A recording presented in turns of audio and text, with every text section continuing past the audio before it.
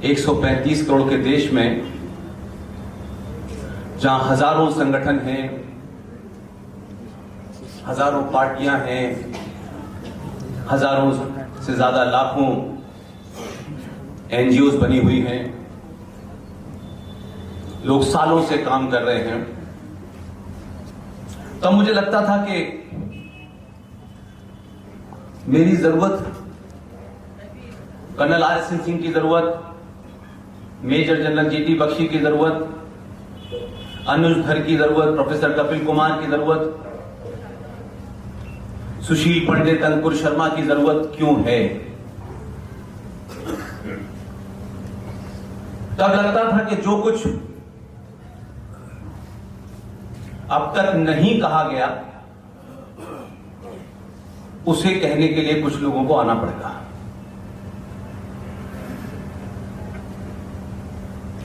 इन 7 सालों के सफर में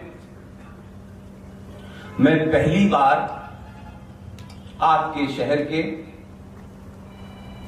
एक युवा, उत्साही युवा, जोशीले युवा रूबिल पांड्याल के बुलावे में पहली बार हुमायूं आया।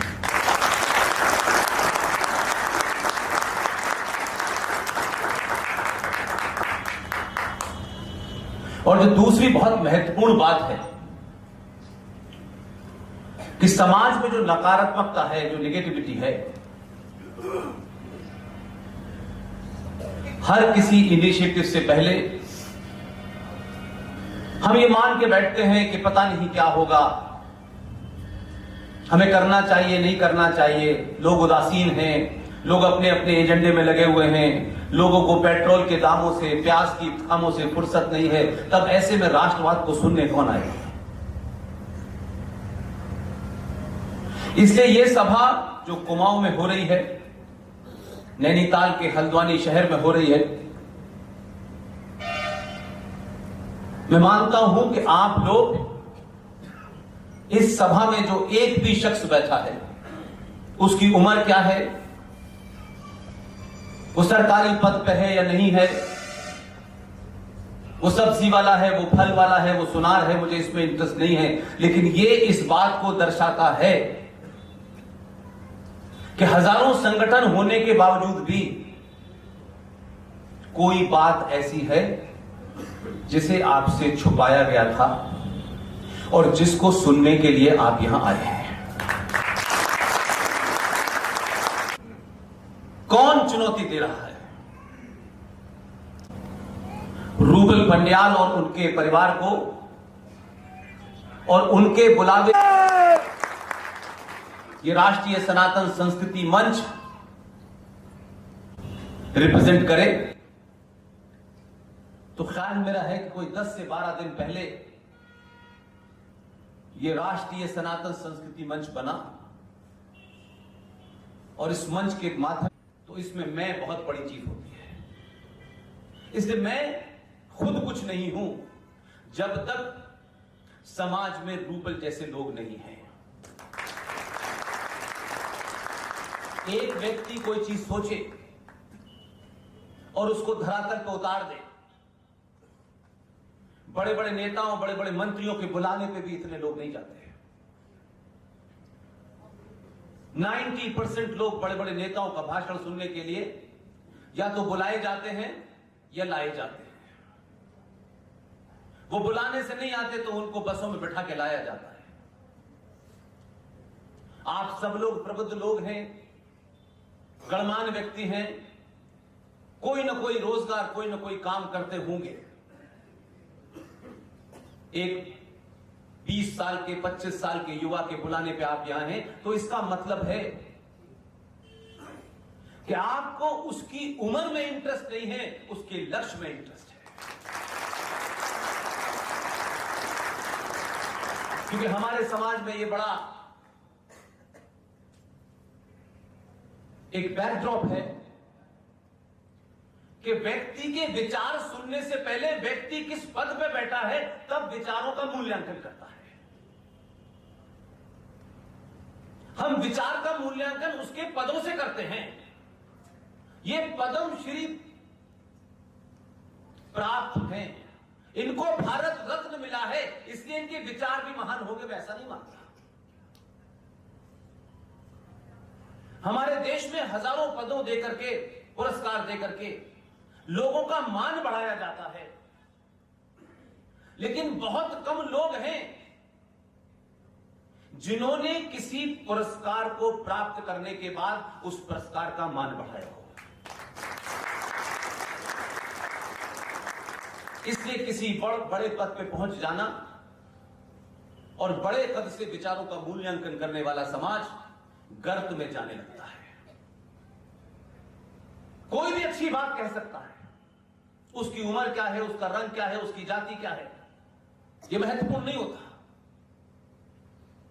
हम तमाम सारे लोग पिछले 70 सालों में इस बीमारी से ग्रस्त हो गए हैं। लिहाजा मैं समझता हूं कि यह एक नई सोच, नई पहल जो कुमाऊं में एक युवा ने की है, हमारे यहां आने का मकसद यह कतई नहीं है कि आप हजारों मालाएं मेरे ऊपर चढ़ाएं, ताली बजाएं, या आपने अपनी भावनाओं का प्रदर्शन तो किया है, लेकिन मैं सिर्फ इसलिए आया हूं कि इस रीजन में आप रूबल पांड्याल जैसे लोगों को इतना समर्थन करें कि हर घर में एक पैदा हो जाए। और आज की युवा पीढ़ी को यह भरोसा हो कि जो राष्ट्र की चिंता के लिए ऐसे समारोह करता है, उसमें कहां कहां से लोग अपनी अपनी क्षमताओं के, योग्यताओं के हिसाब से योगदान करते हैं और चिल्लाते नहीं हैं, बताते नहीं हैं, और अखबार में फोटो देकर के नहीं बताते कि हमने इस प्रोग्राम में 20,000 रुपया दिया था, 30,000 रुपया दिया था। जब समाज इतनी खामोशी से काम करने लगे तो समझिए कि हम हजारों साल पुरानी खोई अपनी उस आदर, परंपरा और सम्मान की तरफ बढ़ने की कोशिश कर रहे हैं। इस सनातन संस्कृति मंच के संस्थापक, संयोजक जनाब रूबल पांड्याल साहब, इस मंच के माननीय अध्यक्ष जनाब हर्षित भगत जी, सचिव मनीष भट्ट जी, उप सचिव नितिन पांडे जी, आज के कार्यक्रम के संयोजक सत्यम धर्मवाल, दिव्यांशु जोशी, मुकुल अग्रवाल साहब, विकास जोशी, दर्शन बिष्ट, और हम सब के बीच में रूबल पांड्याल को जो इंस्पायरेशन, जो ताकत, जो मॉरल सपोर्ट, जो पारिवारिक सपोर्ट मिलती है, उनकी माताजी श्रीमती गीता पांड्याल भी हमारे बीच में बैठी हैं। इससे आपके सामने एक बड़ी खबर है और उस खबर को इसलिए साझा करना चाहता हूं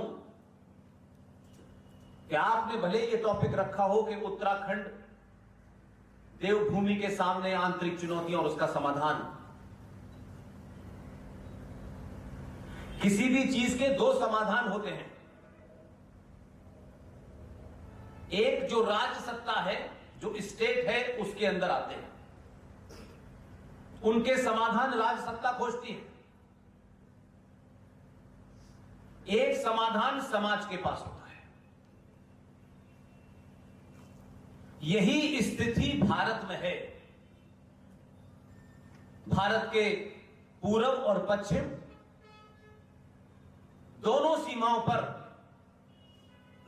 जितने भी ताकतवर देश हैं, भारत को उनसे कभी कोई चुनौती नहीं है। सबसे बड़ी चुनौती भारत के अंदर करोड़ों देशद्रोही गद्दारों से है, उन तमाम लोगों से है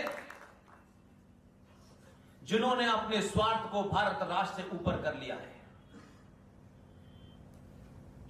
और इस तथाकथित आजादी की डेट जिसके बारे में मैं बार बार कहता हूं, दुनिया के देश, उसके ऊपर किसने राज किया, किसने गुलाम बनाया, इससे कभी भी वो राष्ट्र कमजोर नहीं होता है। राष्ट्र इससे कमजोर होता है कि गुलामी से निकलने के बाद आप गुलामों का इतिहास पढ़ते हैं, इससे राष्ट्र कमजोर होता है।